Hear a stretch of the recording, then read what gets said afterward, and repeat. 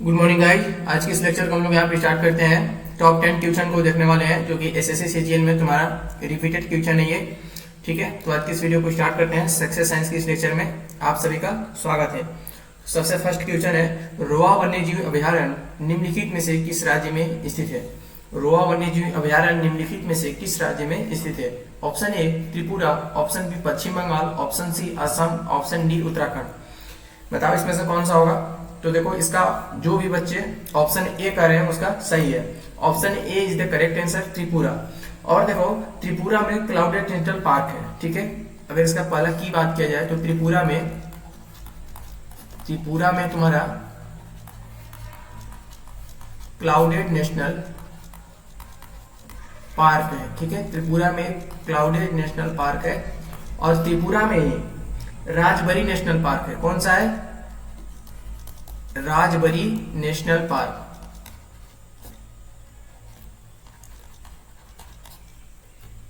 ठीक है, और अगर तुमसे पूछ दिया जाए त्रिपुरा की राजधानी कहाँ है, तो त्रिपुरा की राजधानी कहाँ पे है? अगरतला है। ठीक है, तो ये तुम्हारा फर्स्ट क्वेश्चन हो गया। इसको जो इंपोर्टेंट की इधर दे रहे हैं उसको भी तुम लोग नोट डाउन कर लेना नोट्स बुक में। ठीक है, चलो आगे देखो। आगे तुम्हारा भारत का पहला नेशनल पार्क कौन था?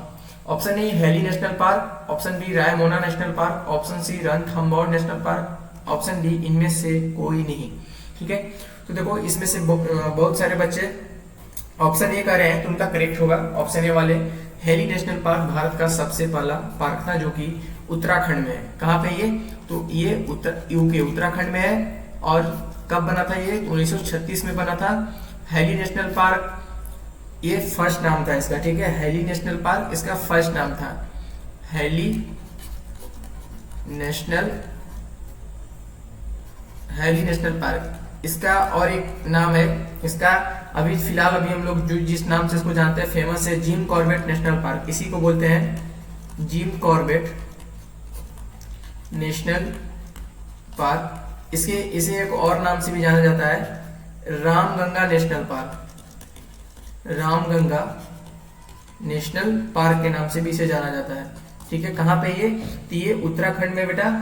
और तुम्हारा ये 1936 में बनके रेडी हुआ था। ठीक है, हेली नेशनल पार्क भारत का पहला नेशनल पार्क है ये। ठीक है, आगे देखो। आगे है क्वेश्चन 3 क्या है? वॉकिंग विद द कॉमरेड्स पुस्तक के लेखक कौन है? वॉकिंग विद द कॉमरेड्स पुस्तक के लेखक कौन है? Option A Anshuman Bhagat, option B Anshul Mishra, option C Arundhati Roy, option D Amir Khusro. ठीक है, तो बहुत सारे बच्चे इसमें ऑप्शन सी को करेक्ट कर रहे होंगे, तो ऑप्शन सी एकदम सही है। अरुंधति रॉय का ये जो बुक है वर्किंग विद द कॉमरेड्स, इन्होंने ये लिखा था। देखो, अरुंधति रॉय को बेटा 1997 में 1997, ठीक है, 1997 में बुकर प्राइज से सम्मानित किया गया था। कौन सा प्राइज से? बुकर प्राइज से सम्मानित किया गया था अरुंधति रॉय को। ठीक है, अरुंधति रॉय के वर्किंग विद द कॉमरेड्स के अलावा और भी पुस्तक है जिसका नाम है the God of small thing. The God of small thing. एक और इनका पुस्तक है एटमोस्ट हैप्पीनेस। At most happiness. ठीक है, अरुंधति रॉय का ये और भी पुस्तक है, the God of small thing and तुम्हारा एटमोस्ट हैप्पीनेस तुम्हारा हो गया। वर्किंग विद द कॉमरेड्स के भी लेखक जो है वो Arundhati Roy, option see the correct हो जाएगा। इन्हें 1997 में बुकर प्राइज से सम्मानित किया गया था, याद रहेगा। चलो आगे देखो। वीर सुरेंद्र साई किस राज्य के एक स्वतंत्रता सेनानी थे? ठीक है, क्या बोल रहा है? वीर सुरेंद्र साई किस राज्य के एक स्वतंत्रता सेनानी थे? Option A Paschim Bengal, option B Uttarakhand, option C Orissa, option D Maharashtra. ठीक है, तो जितने भी बच्चे इसमें ऑप्शन सी मार रहे होंगे उनका सही है option C, Orissa is the correct answer. ठीक है, ऑप्शन सी उड़ीसा। देखो, 1884 में असीरगढ़ जेल में इनकी मृत्यु हो चुकी थी। ठीक है, वीर सुरेंद्र साई इनका 1884 ईस्वी में 1884 ईस्वी में इनका असीरगढ़ में जेल में मृत्यु हो चुकी थी इनकी। ठीक है, मृत्यु हो गई थी। ठीक है, और देखो उड़ीसा से रिलेटेड और भी तुम्हारा पूछता है, जैसे कोणार्क मंदिर जो है वो उड़ीसा में है। कोणार्क मंदिर क्या है, कहाँ है, उड़ीसा। कोणार्क, कोणार्क मंदिर तुम्हारा बेटा उड़ीसा में है। और कोणार्क मंदिर को एक और नाम से भी जाना जाता है, ब्लैक पगोडा। ठीक है, ब्लैक पगोडा। देखो ये पूछा जा चुका है एग्जाम में, कोणार्क मंदिर को और किस नाम जाना जाता है, तो इसे ब्लैक पगोडा के नाम से भी जाना जाता है। और लिंगराज मंदिर भी बेटा उड़ीसा में ही है। लिंगराज, लिंगराज मंदिर कहाँ पे है, ये भी तुम्हारा उड़ीसा में ही है, लिंगराज मंदिर। ठीक है, तो देखो लिंगराज मंदिर। ठीक है, चलो तो देखो इसका आंसर वीर सुरेंद्र साई का ऑप्शन सी हो जाएगा। और 1884 ईस्वी में असीरगढ़ जेल में वीर सुरेंद्र साई की मृत्यु हो चुकी थी। तो अगर तुमसे पूछेगा वीर सुरेंद्र साई कौन थे, तो एक स्वतंत्रता सेनानी थे। कहाँ के थे, तो उड़ीसा के थे। ठीक है, और लिंगराज मंदिर भी कहाँ पे है, लिंगराज मंदिर उड़ीसा में है। कोणार्क मंदिर कहाँ है, उड़ीसा में है। कोणार्क मंदिर को और किस नाम से जाना जाता है, तो इसे ब्लैक पागोडा के नाम से भी जाना जाता है, ये फेमस है। ठीक है, याद रखना इसे। आगे देखो, निम्नलिखित में से किस स्थान पर भगवान बुद्ध को ज्ञान की प्राप्ति हुई थी। ठीक है, तो option A Nepal, option B Bodh Gaya, option C Sarnath, option D Paschim Bengal. तो इसमें जो भी बच्चे ऑप्शन सी के साथ जाना चाहेंगे उनका सही हो जाएगा ऑप्शन सी नहीं, option B, option B Bodh गया। ठीक है, बोध गया में भगवान बुद्ध को ज्ञान की प्राप्ति हुई थी। Option B is the correct answer. देखो भगवान बुद्ध को पीपल के पेड़ के नीचे ज्ञान की प्राप्ति हुई थी। और इस पीपल के पेड़ को बोधि पेड़ कहते थे। क्या कहते हैं, बोधि पेड़ कहते हैं। बोधि पेड़, पीपल के पेड़ के नीचे ज्ञान की प्राप्ति हुई थी, जिसे बोधि पेड़ कहते हैं। भगवान बुद्ध का जो वास्तविक नाम था, वो वास्तविक नाम क्या था, सिद्धार्थ था। वास्तविक नाम इनका सिद्धार्थ था। और इनका जन्म कब हुआ था, तो इनका जन्म की बात किया जाए तो 563 बीसी। ठीक है, 563 बीसी में लुम्बिनी नेपाल में हुआ था। ठीक है, लुम्बिनी, लुम्बिनी नेपाल में हुआ था इनका जन्म। ठीक है, और भगवान बुद्ध ने पहला उपदेश अपना कहाँ दिया था, तो सारनाथ में दिया था। भगवान बुद्ध ने अपना पहला उपदेश सारनाथ में दिया था। और गौतम बुद्ध की मृत्यु कब हुई थी, तो गौतम बुद्ध की मृत्यु हुई थी कुशीनगर में। ठीक है, कहाँ पे हुआ था, कुशीनगर, कुशीनगर में हुआ था। और ये अभी फिलहाल कहाँ है कुशीनगर, तो उत्तर प्रदेश में है ये।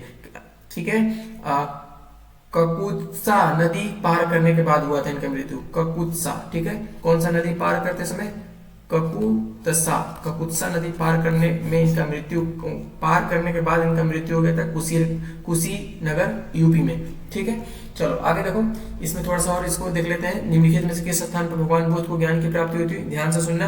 तो बोध गया में इनकी ज्ञान की प्राप्ति हुई थी। और बोधि पीपल के पेड़ के नीचे ज्ञान की प्राप्ति हुई थी। इस पीपल के पेड़ को बोधि पेड़ कहा जाता है, जो कहाँ पे है, तो गया में है। ठीक है, आगे देखो, इनका वास्तविक नाम था वो सिद्धार्थ था। जन्म हुआ था 563 बीसी लुम्बिनी नेपाल में। और इन्हें भगवान बुद्ध को पहला उपदेश सारनाथ में मिला था। और इनकी मृत्यु जो है वो कुशीनगर यूपी में ककुत्सा नदी पार करने के बाद हुआ था। ठीक है, नेक्स्ट देखते हैं, पट्ट चित्रकला निम्नलिखित में से किस भगवान को समर्पित है। ठीक है, तो ऑप्शन ए है तुम्हारा भगवान जगन्नाथ।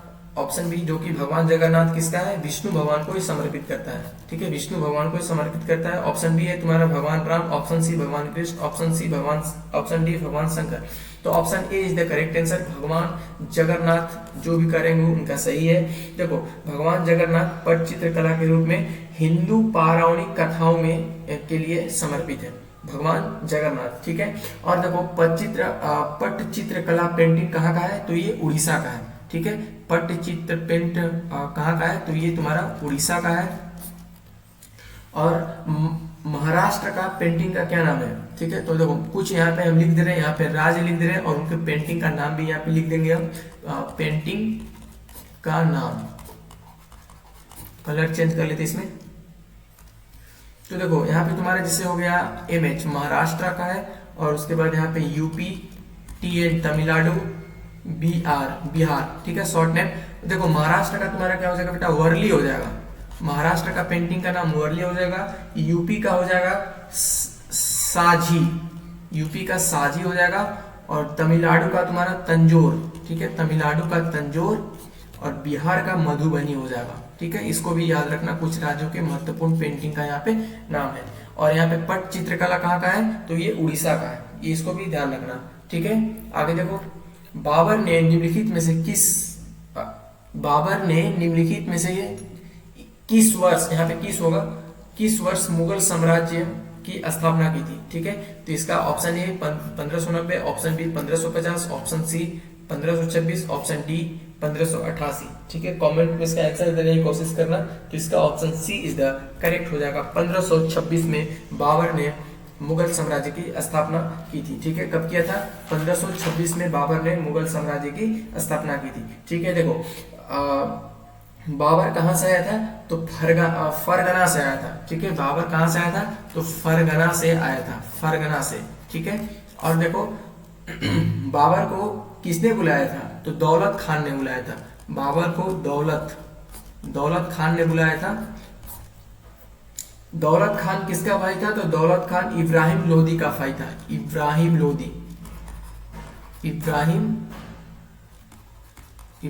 लोदी का भाई था ये दौलत खान।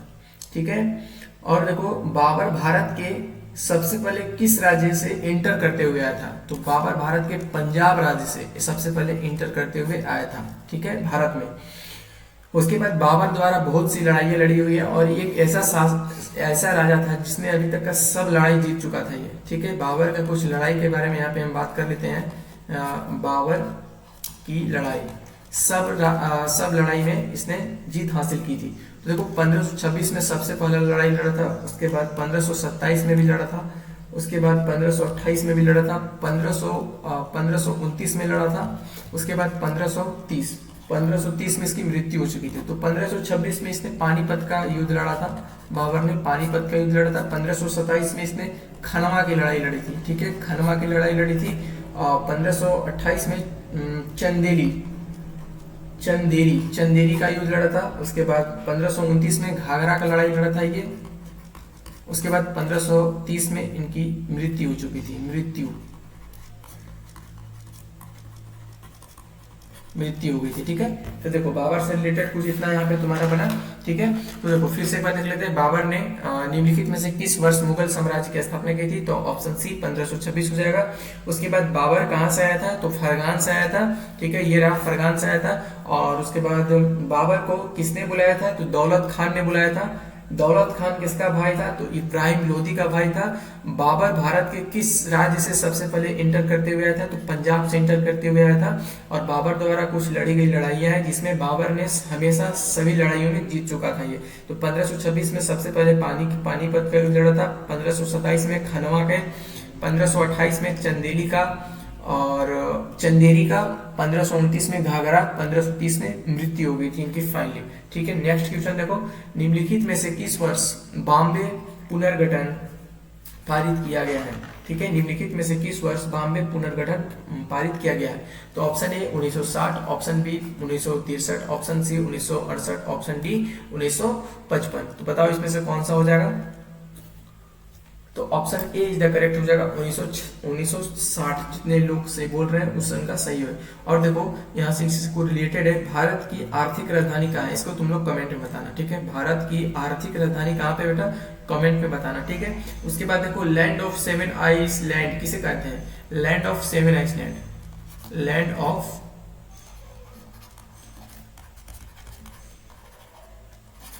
ऑफ सेवन आइसलैंड किसे कहते हैं? तो मुंबई। ठीक है, मुंबई को कहते हैं land of seven island. Mumbai कहाँ पे है? तो महाराष्ट्र में। ठीक है, काला घोड़ा त्योहार कहाँ मनाया जाता है? सेकंड है, काला घोड़ा त्योहार कहाँ मनाया जाता है?